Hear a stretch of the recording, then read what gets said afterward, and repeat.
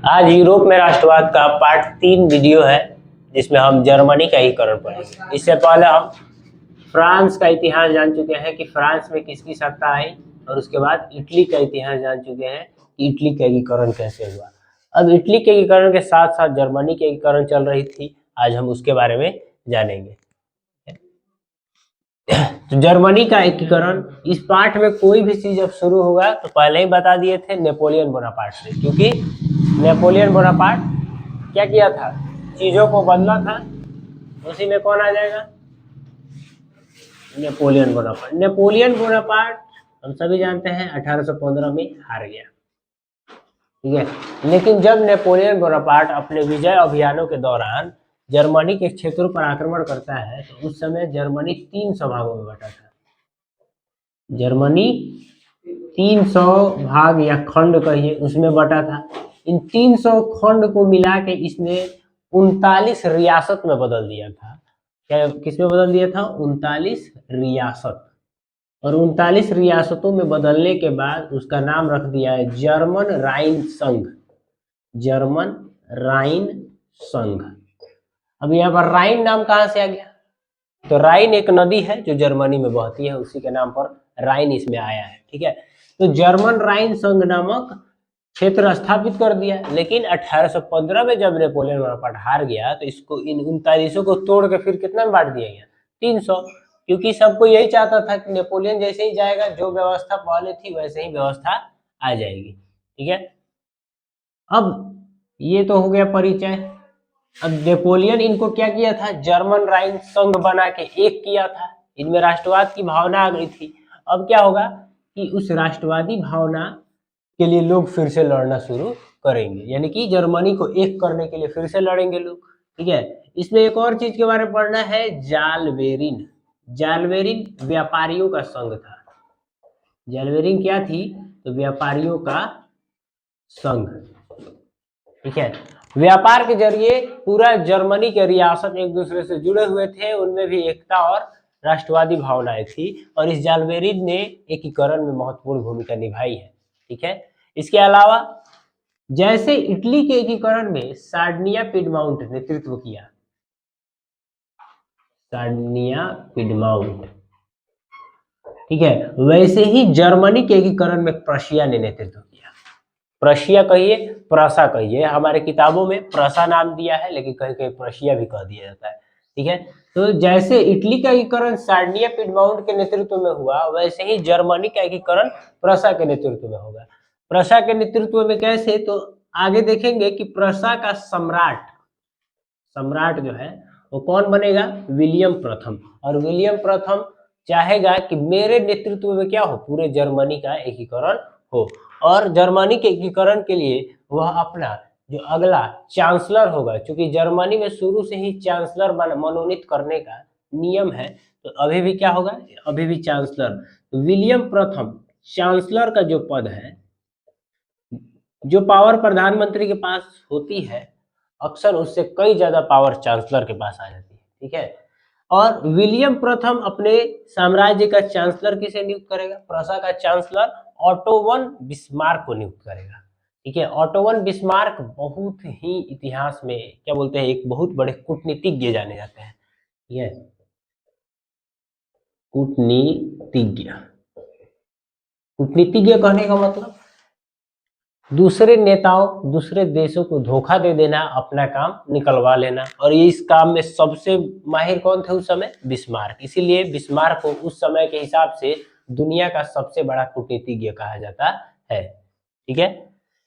Bismarck, अब यहां से यह काफी इंटरेस्टिंग हो जाता है कि बिस्मार्क जो है, अब ये जो जो कदम उठाएंगे उससे एकीकरण क्या होगा, और प्रबल होते जाएगा, ठीक है। तो इनको हम हटा देते हैं, ये उतना जरूरी भी नहीं है लोग, ठीक है। यहाँ पर जरूरी है बिस्मार्क, ठीक है। बिस्मार्क जो है, इसका जो सम्राट है उस समय विलियम प्रथम। विलियम प्रथम के बारे में कहा जाता है कि अगर ये आदमी नहीं रहता तो जर्मनी का एकीकरण हो ही नहीं पाता, क्योंकि वे सारी सुविधाएं, वो सारे इजाजत देने का काम कौन किया? विलियम प्रथम। जिस जिस चीज को ऑटोमन बिस्मार्क को जरूरत पड़ी उन सारी चीजों को किसने दिया? विलियम प्रथम ने। इसीलिए विलियम प्रथम के बगैर जर्मनी का एकीकरण संभव नहीं था। ठीक है, ये अपने राजा का रोल बखूबी निभा रहे थे। विलियम प्रथम कहाँ के राजा थे? तो प्रशा के। ठीक है, अब प्रशा के नेतृत्व में शुरू हो गया जर्मनी का एकीकरण।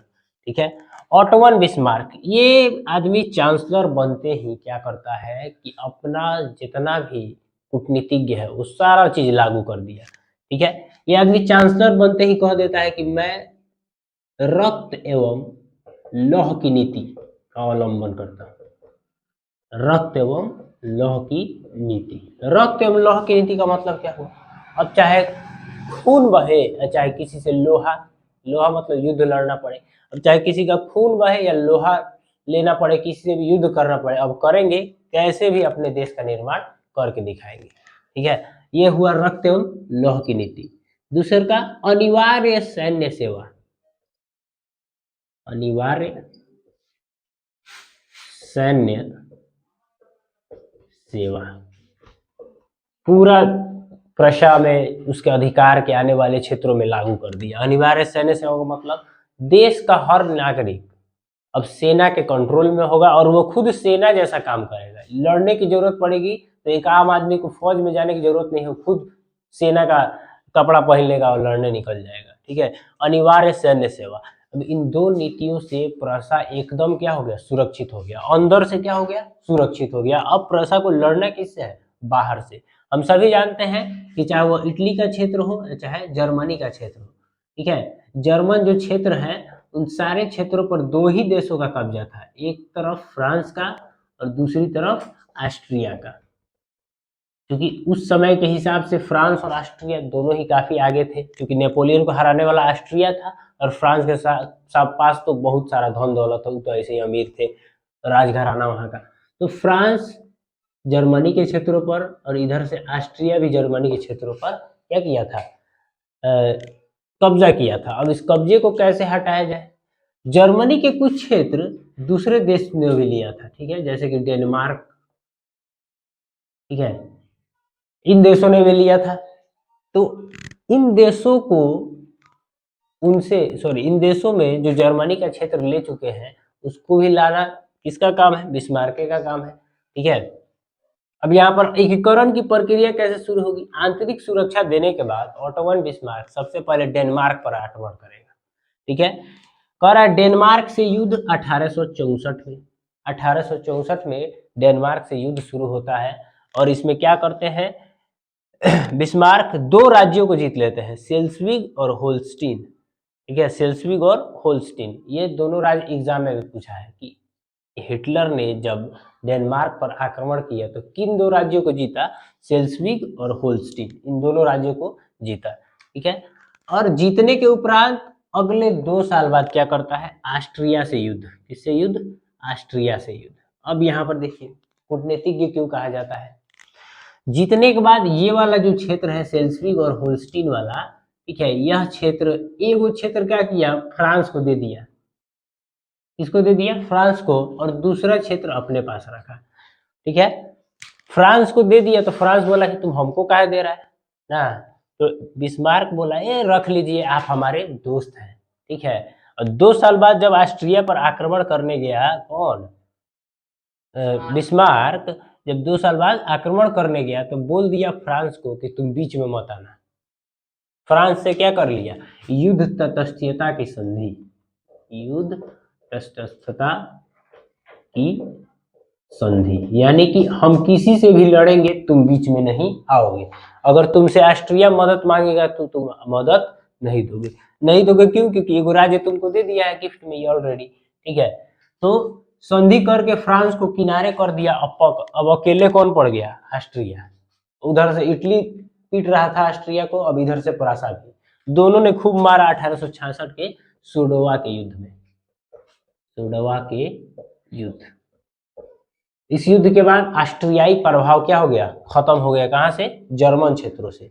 अब प्रशा और राज्यों को जीत चुका है। प्रशा पहले से बहुत ज्यादा बड़ा हो गया। प्रशा क्या हो गया? पहले से बहुत ज्यादा बड़ा हो गया। किसने किया? बिस्मार्क ने। ठीक है, और अंतिम लड़ाई फ्रांस से होगा। अब बताइए, जिसको दोस्त बनाए अब उसी को मार दिया, जिसको दोस्त बनाए उसी को मार दिया। बिस्मार्क क्या किया, कहा कि अब तो तुम भी अकेले पड़ गया, जो ऑस्ट्रिया तुमको बीच में बचाने वाला था ना, तुमने तटस्थता की संधि करके उसका विरोध किया, अब कब वो आएगा तुम्हारा मदद के लिए, नहीं आएगा। ठीक है, अब 1870 में क्या होगा, फ्रांस पर आक्रमण, यानी कि फ्रांस से युद्ध होगा, और इस युद्ध में कौन जीतेगा, प्रूसिया जीतेगा। और इस युद्ध का नाम क्या है, सेडोन का युद्ध। सेडोन के युद्ध में फ्रांस को क्या किया जाएगा, पराजित किया जाएगा।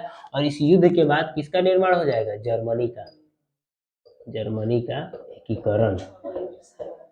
ठीक है, एकीकरण कब समाप्त होगा तो पूछेगा तो बता दीजिएगा 10 मई 1871 एक संधि होगी, फ्रैंकफर्ट की संधि, फ्रैंकफर्ट की संधि।